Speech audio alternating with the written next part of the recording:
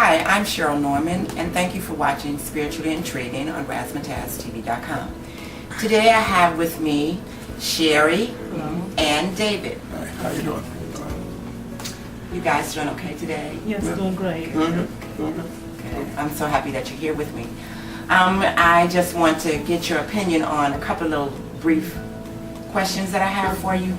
I know everyone's time is valuable, so I don't want to keep you long. Okay. My first question today is, in today's society, what age do you think is appropriate for talking to your child about sex? Oh, wow. Pastor? I did completely different than my parents. They waited till I was like 17, 18 years old to find out for myself. Oh, wow. And I told my mom, I said, hey mom, it's a little late now. Yeah, but thanks anyway, you know. And I kind of regretted that because I would have liked to have learned a little more thorough and a little bit more realistic in terms of what was going on. Now my kids, knowing all of the unusual things that take place, I started when my children were 9 and 10 years old, because you got 11 and 12-year-olds getting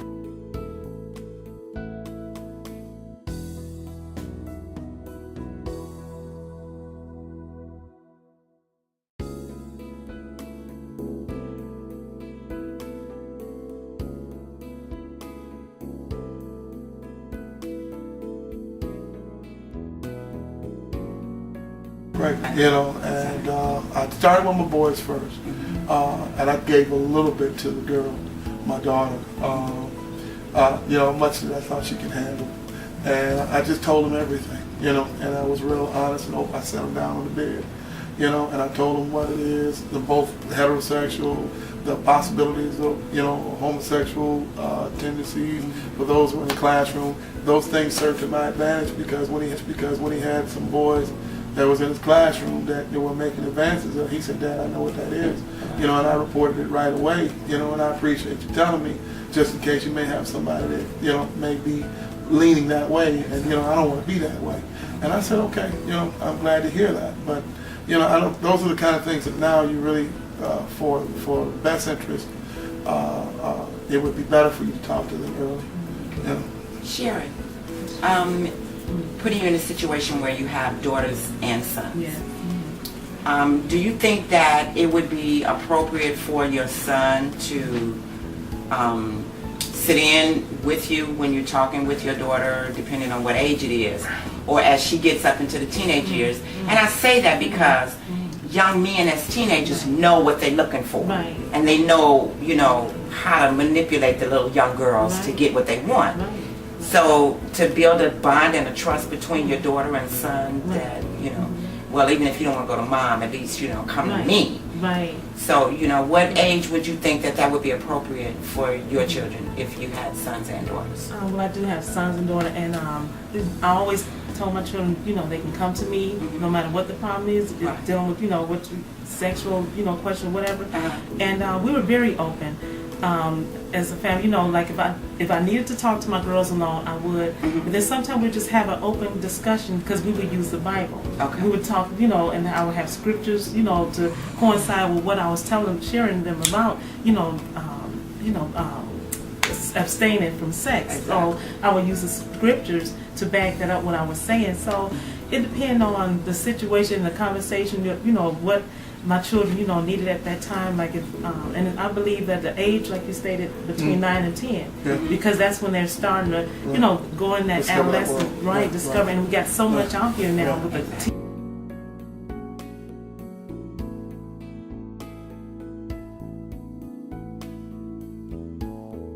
TV, you know, so much with the internet. So I believe starting at 9 or 10 is a good age to discuss that with your children. And just a quick FYI, sometimes you can be, well, I won't say too open and honest because you always want your kids to be able to come and talk to you. Right. And that's more pro than it is con. But my daughter, when she had her first cycle, and you know, they travel back and forth to see me. She called me on the phone and told me that she had her first one. She told me before she told her mom, you know, and all I could say was congratulations. I didn't know. I didn't know what to say at that point, right? Right. But that I was happy that she was growing up, and I said, one day you're always going to be my baby girl. And then I corrected that, and I said, no, you will not always be my baby girl. You will always be my daughter. You will. This is a classic example that you will not be a baby girl forever. We being Christians and you being a pastor. Yeah. Your child, your daughter, I would have to say, comes to you and says, Dad or Mom, I want to get on the pill. I know that, we're trying to teach them to be virtuous women and that abstinence until they're married because, her virginity is her, her crown, her jewel that she brings into the marriage. So how would you handle that? Just a little short something. Want to go first? Yeah, sure. Oh my gosh, let's see. I don't know how I would handle it. First, I'd be shocked. As a parent, I would really be shocked that why would you want to, start at, this age. I probably would just, oh my gosh, that's a hard one for me.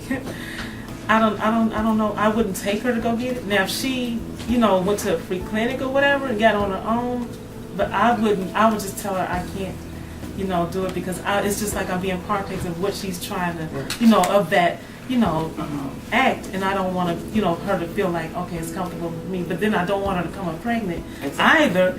So I have dealt with that with my children, but I thank God that all my girls, they, made it through high school. They didn't come up pregnant. I thank God, like I said, that because of talking with them openly, that we didn't have that problem. So I don't know, Pastor, I'll throw it over to him. I asked my daughter not to participate in sexual activity until she was 65.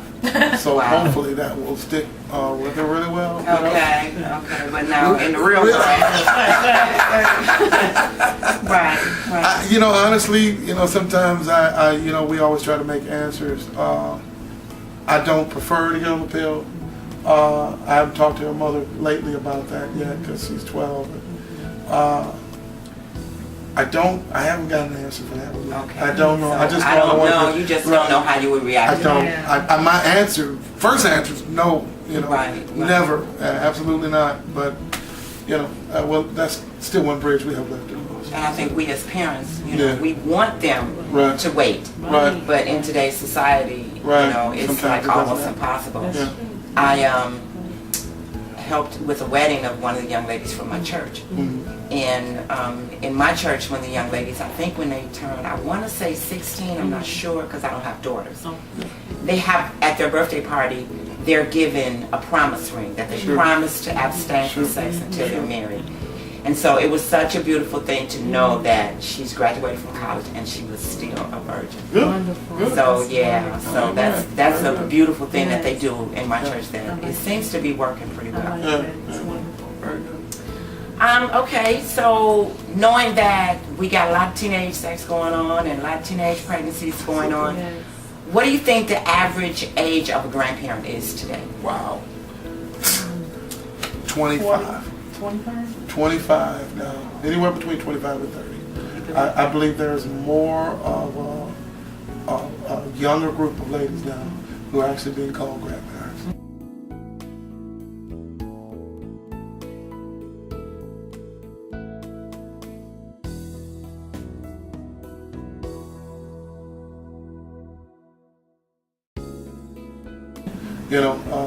It's just the kind of society we live in now. 25 to 30. Yeah. That means that their child would have to be 12, 13 years old. Right? That's exactly right. Yeah, that's exactly right. I would push more towards 30, but I've met, as a teacher, that's another job that I do, I've met a lot of really young parents. Case in point, which this may have some humor to it, a little girl was sucking her thumb in the classroom. And, I said, you don't do that. You're going to mess your teeth up. You're not a baby. You don't suck your thumb in the classroom. Mom, who was maybe 18, 19, 20, somewhere in that area, came in and sucking her thumb. And instead of me saying, both of y'all don't do it, I just said, forget it. Y'all have a good day. I'll work on it. Right. Something just can't help you. It's kind of ridiculous to even deal with, with that point. I didn't know what to say except for, tell them both to stop. But, it is what it is. Yeah. What about you? Yeah. What age, grandparents? I don't know. I was going to say maybe like around about 30, 40, Yeah. between 30 and 40. 30, 35. Yeah. I have a granddaughter who's 18. I was a young mother. Not proud of it, but back when we were coming up, parents didn't sit down with us and talk to us. So, Sure. I didn't have that. Right. So I learned the hard way. Sure. And my granddaughter got pregnant. Okay. She got out of high school and everything. We were glad of that. In college, got pregnant. Miscarried after maybe 6 or 8 weeks. Okay. And we were like, God's giving you a chance. Right, and tell me she didn't go right back out and get pregnant. Right back out and get pregnant. Because that's what's so much coming at our, children. Right. I was a young teen mom, and that's why I was able to minister to my children. That's why I thank God, because of what I went through, and they saw what I went through. But like I said, back in the day, we didn't say too much, about it. We wasn't like, we did it. We felt bad. We felt ashamed. I know, or either we were sent away. But now they're not ashamed. They're openly, getting pregnant. It wasn't like in high school. They're just walking around, and I didn't do that. I went back to school. I went to college. I said, I'm not going to let this stop me.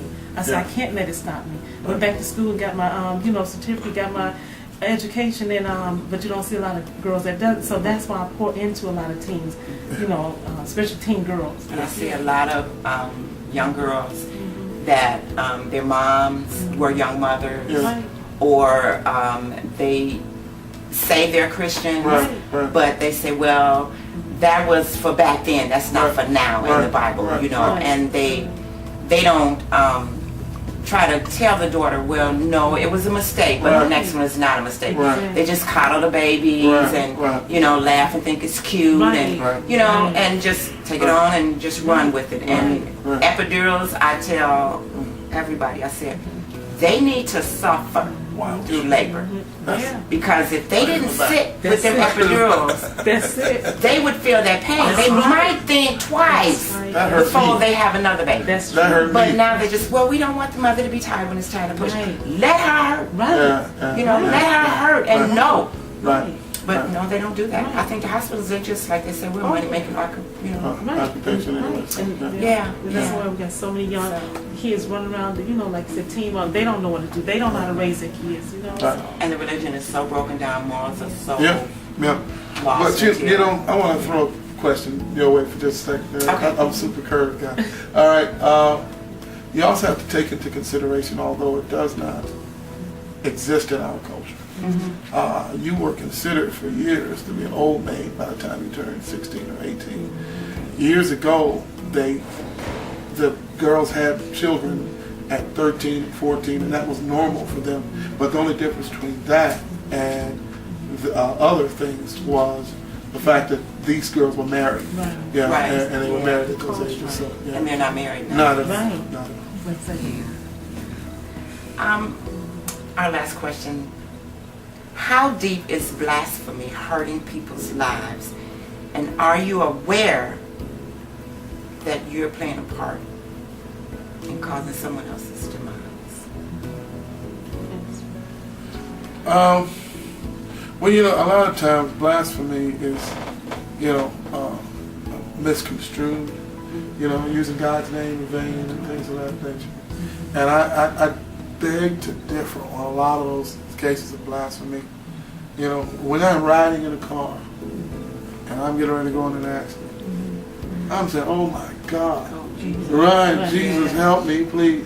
Now you can say blasphemy all you want to, but I'm saying, Jesus, I need your help. And there are many times where I do say it, and they say, well, you saying your name. I don't ever say his name in vain. I love the Lord.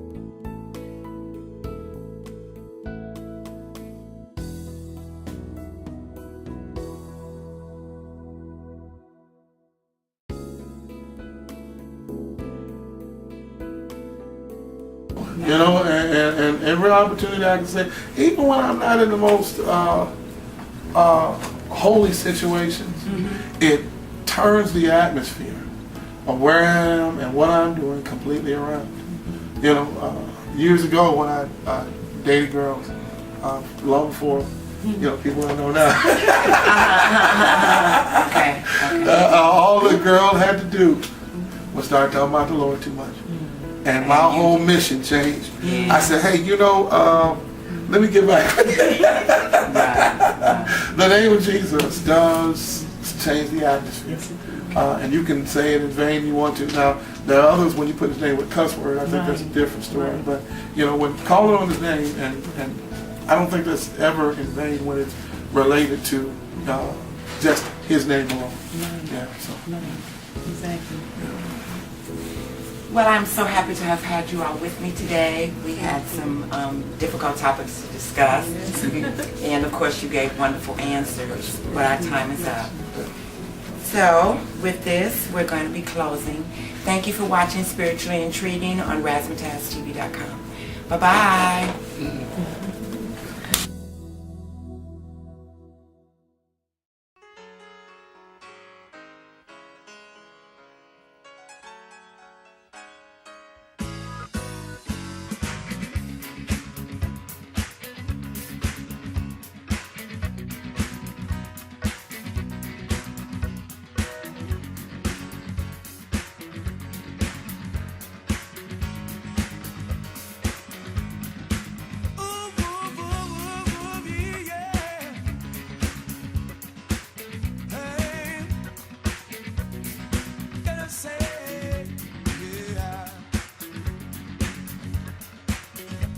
And